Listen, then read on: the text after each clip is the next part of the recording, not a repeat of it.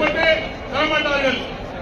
அதை நாம் போராடினால் வாங்க வேண்டும் என்பதை நாம் எப்போதும் நினைவில் வைத்துக் கொள்ள வேண்டும்.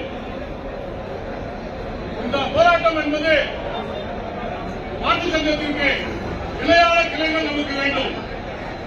வாக்கு சதவீதத்தில் நாம் 0.12% தான் வித்தியாசம்.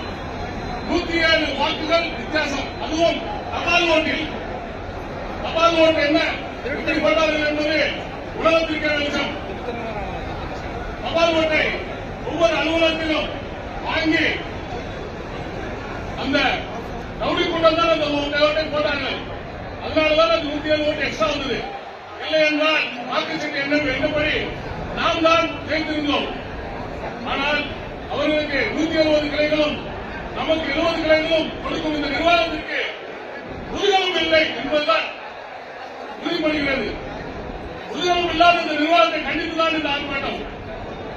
இன்னும் இந்த ஆர்ப்பாட்டத்தை தீவிரப்படுத்தாமல் எங்களுக்கு கிளைகளை ஒதுக்கி நியாயம் செய்ய வேண்டும் என்று கேட்டுக்கொண்டு பல்கலைக்கழகத்தின் சார்பாக நன்றி தெரிவித்து நிறைவு செய்கிறேன்.